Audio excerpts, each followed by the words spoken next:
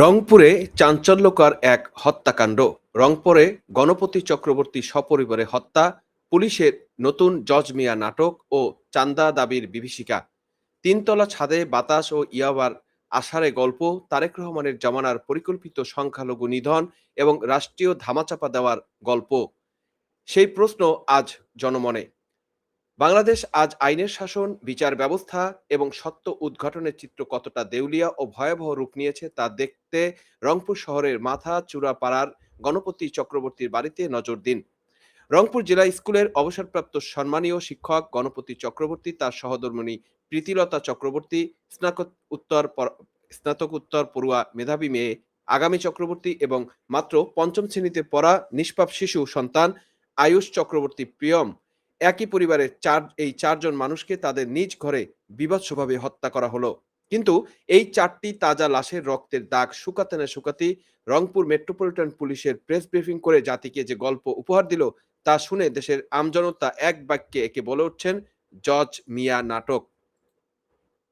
দর্শক, যে জজ মিয়া নাটক আমরা আমরা বলবো আপনাকে, এর আগেও জজ মিয়া নাটক যে হয়েছে এবং এই জজ মিয়া নাটককে অনেকে আবার 2-0 জজ মিয়া নাটক বলার চেষ্টা করছেন। পুলিশের দাবি কি? দাবি হচ্ছে দুই তরুণ নাকি তিনতলা খোলা ছাদে বসে ইয়াবা খাচ্ছিল, আর তাতে বাধা দেওয়ায় তারা একে একে একে ঘরের চারজন মানুষকে মেরে ফেললো।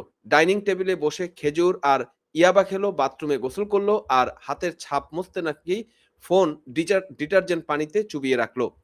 আজকের এই বিশেষ বিশ্লেষকমূলক পর্বে আমরা পুলিশ কমিশনারের বিজ্ঞানের নিয়ম কানুনের তোয়াক্কা না করে এই হাস্যকর আষাঢ়ের গল্প চুরমার করে দেওয়ার চেষ্টা করব। উন্মোচন করব নতুন বাড়ি নির্মাণের চাঁদা দাবি না মেটানো এবং রাজনৈতিক আশ্রয়ে থাকা রাঘব বোয়ালদের বাঁচাতে কিভাবে 2004 সালের 21শে আগস্টের সেই কুখ্যাত জজ মিয়া নাটকের নতুন সংস্করণ তৈরি হচ্ছে। মনোযোগ দিয়ে পুরো ভিডিওটি শেষ পর্যন্ত দেখুন। দর্শক, আসুন প্রথমে পুলিশ কমিশনার মোহাম্মদ আব্দুল মাহবুদের দেওয়া সেই নাটকীয় গল্পকে আমরা একটু বিজ্ঞান ও ভৌত বাস্তবতার নিরিখে কষ্টি পাথরে যাচাই করার চেষ্টা করি। পুলিশ জানিয়েছে গ্রেপ্তারকৃত মুগ্ধ দাস এবং সিদ্ধান্ত দাস নাকি বৃহস্পতিবার রাতে গণপতির তিনতলা ছাদে উঠে ইয়াবা সেবন করছিল। বিজ্ঞানের প্রাথমিক জ্ঞান কি পুলিশ প্রশাসনে নেই? বাতাসের গতি এবং ফয়েল পেপার, তিনতলার ছাদে রাতের বেলা সবসময় বাতাসের প্রবাহ তীব্র থাকে। ইয়াবা সেবনের মৌলিক পদ্ধতি হলো ফয়েল পেপারের নিচে অত্যন্ত স্থিরভাবে হালকা তাপ দেওয়া। খোলা বাতাসে লাইটারের আগুন কখনো স্থির রাখা সম্ভব নয়। আগুনের সঠিক তাপ না পৌঁছালে ফয়েল পেপারের ইয়াবা গলে ধোয়া তৈরি হওয়া তো দূরের কথা, মহামূল্যবান তাদের কাছে এই মাদক সেবকদের মহামূল্যবান এই মাদকের পুরোটাই বাতাসে অপচয় হয়ে যাওয়ার বাস্তবতা থাকে। আলো এবং গন্ধের ঝুঁকি, খোলা ছাদে অন্ধকারে বারবার লাইটার জ্বালালে তো বহুদূর থেকে তা দৃশ্যমান হয়। আর ইয়াবা পুরানোর তীব্র কটু রাসায়নিক গন্ধ বাতাসের চারপাশে ঘরে ছড়িয়ে পড়ে। ধরা পড়ার ভয়ে যারা চুরির নেশা করে তারা কখনো এরকম ফাঁকা আলোকিত বা বাতাসযুক্ত উঁচু ছাদে যাবে? সেই প্রশ্ন আপনাদের কাছে আমরা রেখে গেলাম। পানি এবং ডিটারজেন্টের এক নাটক। পুলিশ দাবি করছে আসামিরা আঙ্গুলের ছাপ মুছতে দুটি মোবাইল ডিটারজেন্ট মেশানো পানিতে ভিজিয়ে রেখেছিল। যে ইয়াবাখোরদের নাকি মাথায় এত বুদ্ধি, তারা যে ফিঙ্গারপ্রিন্ট গায়েব করতে ডিটারজেন্ট কেমিক্যালে ওয়াশ দিচ্ছে, সেই ইয়াবাখোর আবার রক্তমাখা জামাকাপড় পরে ডাইনিং টেবিলে বসে খেজুর খেয়ে চোরাই সোনা কোনো নিরাপদ জায়গায় না নিয়ে মন্দিরের ঝোপে ফেলে রাখবে, এ কথাটা কি আপনারা বিশ্বাস করেন? এমন অসঙ্গতিপূর্ণ বিজ্ঞান বিরোধী স্ক্রিপ্ট বানিয়ে রংপুর পুলিশ প্রশাসন কাকে মূর্খ বানাতে চাচ্ছে? বন্ধুরা, এবার আসুন অপরাধের মনস্তাত্ত্বিক যে দিকটা আছে সেই দিকটা আমরা একটু আলোচনা করার চেষ্টা করি। সাধারণত ইয়াবা সেবনকারীরা যখন কোথাও ধরা পড়ে বা কেউ দেখে ফেলে, তখন অপরাধীরা প্রথম কাজ হয় সেখান থেকে প্রাণ ভয়ে চম্পট দেওয়া। কিন্তু পুলিশের দাবি অনুযায়ী এই দুই তরুণ কেবল চিনে ফেলার ভয়ে তিনতলা ছাদ থেকে নিচে নেমে একের পর এক চারজনকে চারজন মানুষকে গামছা এবং রশি পেঁচিয়ে হত্যা করলো। প্রশ্নগুলো তুলে ধরছি। নেটিজেন এবং প্রতিবেশীরাও যে প্রশ্নগুলো তুলছেন সেগুলো হচ্ছে: ১. ইয়াবা সেবনকারীরা কি সঙ্গে করে দড়ি এবং গামছা আর কেমিক্যাল নিয়ে ছাদে বসেছিল? ২. সিআইডির প্রতিবেদনে দেখা গিয়েছে নিহতদের প্রত্যেকের মুখ ছিল বিভৎস এবং তাদের মুখের কাছে কেমিক্যাল বা কোনো বিশেষ তরল পড়েছিল। সাধারণত দুই তরুণ ইয়াবাখোর কি কেমিক্যাল অ্যাটাক করে পেশাদার স্টাইলে খুন করতে পারে? ৩. বাড়ির বিদ্যুৎ লাইন কেটে যোগাযোগ বিচ্ছিন্ন করলো কে? ইয়াবাখোরদের বিদ্যুৎ লাইন কাটার কি প্রয়োজন ছিল? ৪. ইনস্টলমেন্টে একজন করে ঘরের ভিতর ঢুকে ৪ জনকে নিঃশব্দে সাবার করে দেওয়া কোনো পেশাদার ক্লিন স্কোয়াড ছাড়া কি সম্ভব? ৫.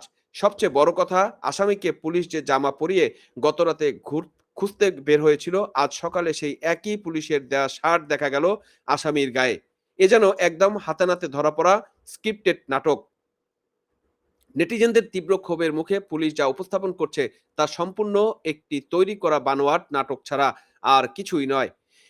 স্থানীয় সাধারণ মানুষ কেন এই ঘটনাকে প্রকাশ্যে জজ মিয়া নাটক 2.0 বলছে? ইতিহাস আমাদের শেখায় ২০০৪ সালের ২১শে আগস্ট যখন তৎকালীন শেখ হাসিনার জনসভায় ভয়াবহ গ্রেনেড হামলা চালিয়ে ২৪টি তাজা প্রাণ কেড়ে নেওয়া হয়েছিল, তখন বিএনপি জামাত জোট সরকার ও হাওয়া ভবনের নির্দেশে নিরীহ জজ মিয়া নাটকের নামের এক যুবককে ধরে এনে সাজানো হয়েছিল এবং স্বীকারোক্তি দিয়ে আসল আসামিদের বাঁচানোর অপচেষ্টা চালানো হয়েছিল। আজ ২০২৬ সালে এসে গণপতি চক্রবর্তীর পরিবার হত্যার পেছনে স্থানীয়দের মূল অভিযোগ হলো বাড়ি নির্মাণকে কেন্দ্র করে স্থানীয় রাজনৈতিক মাফিয়াদের চাঁদা দাবি। গণপতি বাবু চাঁদা দিতে অস্বীকার করায় তাকে সরাব পরিবারে নির্মূল করা হয়েছে। আর সেই চাঁদাখোর রাঘব বলরা ক্ষমতাসীন জোটের ছায়াতলে থাকায় তাদের বাঁচাতে পুলিশ বেছে নিয়েছে দুজন নিরীহ চুনোপটিকে, যারা আবার হিন্দু ধর্মেরই অবলম্বী, যারা দুজনই হিন্দু ধর্মের অনুসারী। তারেক রহমানের নেতৃত্বাধীন বর্তমান প্রশাসনের সময় কি তাহলে দেশের আইন শাসন বলতে কিছু নেই? রাষ্ট্র কি নিজে এখন অপরাধীদের রক্ষা কবচ হিসেবে কাজ করছে? সংখ্যালঘু পরিবারের সম্পত্তি দখল, চাঁদা আদায় এবং তাদের নিঃশেষ করার পেছনে যদি খোদ রাষ্ট্রীয় প্রশাসনের এমন দলীয় পৃষ্ঠপোষকতা থাকে, তবে সাধারণ মানুষের নিরাপত্তা শেষ আশ্রয় স্থল আসলে কোথায়? সেই প্রশ্নটা আজকে জনমনে গত ২ বছরে ধরে চলছে এবং সেটা কিন্তু এখন আরো ব্যাপক আকারে মানুষের মধ্যে জাগ্রত হচ্ছে যে আসলে মানুষের নিরাপত্তা কোথায়, যেখানে রাষ্ট্র যদি নিজেই এই ধরনের অপরাধের সাথে জড়িত থাকে। দর্শক, রংপুরের মাছুয়াপাড়ার এই ৪টি মরদেহ কেবল ৪ জন মানুষের মৃত্যু নয়, এটি আমাদের বিচার ব্যবস্থা এবং পুলিশিং এবং আমাদের সাধারণ বিবেকবোধের উপর এক চরম চপেটাঘাত হিসাবে আমরা দেখছি। ইয়াবা সেবনের হাস্যকর গল্প ফেদে ৩ তলা ছাদের রূপকথা শুনিয়ে আসল খুনিদের পার পাইয়ে দেওয়ার এই চেষ্টা কি কখনো সফল হবে বা সফল হতে দিবে বাংলাদেশের মানুষ? দর্শক, আমরা স্পষ্ট ভাষায় বলতে চাই, অবিলম্বে নিরপেক্ষ পেশাদার তদন্তের মাধ্যমে সিআইডি এবং বিচার বিভাগ কমিটির মাধ্যমে গণপতি চক্রবর্তী এবং তার নিষ্পাপ বাচ্চাদের হত্যাকারীদের খুঁজে বের করতে হবে। পুলিশের তৈরি এই জজ মেয়া নাটক 2.0 এবং রাষ্ট্রীয় ধামাচাপা দেওয়ার প্রক্রিয়া নিয়ে আপনাদের মতামতগুলো আমাদেরকে অবশ্যই জানাবেন। ভিডিওটি আপনি কি বিশ্বাস করেন যে এই খুনের পিছনে ক্ষমতাসীনদের চাঁদা দাবি জড়িত? সেটাও অবশ্যই কমেন্ট বক্সে আমাদের জানাবেন। এবং সবচেয়ে বড় কথা হচ্ছে, আমাদের এই প্রতিবাদ এবং বিচার নিশ্চিত করতে ভিডিওটি যত বেশি সম্ভব শেয়ার করবেন এবং মানুষের কাছে পৌঁছাবেন। কারণ এই তারেক রহমানের সরকারের জঙ্গিপনা, যেটা ইউনূসের ধারাবাহিকতার ফসল, তার মাধ্যমে দেশ একটি ধ্বংসের দিকে এবং জঙ্গিবাদী রাষ্ট্রের দিকে চলছে এবং বাংলাদেশের সংখ্যালঘুদের একে একে বিভিন্ন পারিবারিক সম্পত্তি দখলের জন্য নানা ধরনের হত্যাকাণ্ড, একের পর এক হত্যাকাণ্ড ঘটে চলছে। সুতরাং দর্শক, বিদায়ের আগে সেই বার্তাটা আবারও আপনাদের কাছে তুলতে চাই, যে কথাটা আমি বারবার বলছি তার নমুনা একটার পর একটা কিন্তু আপনারা দেখছেন। আপনার ঘরে যদি শিশু সন্তান থাকে, বিশেষ করে মেয়ে শিশু সন্তান, আপনার ঘরে যদি টিনেজার ছেলে মেয়ে থাকে এবং মুরব্বী বয়স্করা থাকেন, তাদেরকে বিএনপি, জামাত, এনসিপি জঙ্গিদের হাত থেকে নিরাপদে রাখুন এবং সাবধানে রাখুন। কারণ আপনাদের কেউ নিরাপত্তা দিতে আসবে না। আপনার পরিবারের নিরাপত্তা আপনাকে নিশ্চিত করতে হবে। সুতরাং সেই দিকে আপনারা লক্ষ্য রাখুন। এই দেখেন, আরেকটি পরিবার কিন্তু এভাবে হারিয়ে গেল। আপনার পরিবারকে নিরাপদ রাখার দায়িত্ব আপনারই। কেউ আপনাকে সাপোর্ট দিবে না, কেউ আপনার নিরাপত্তা দিবে না। ধন্যবাদ সবাইকে সাথে থাকার জন্য।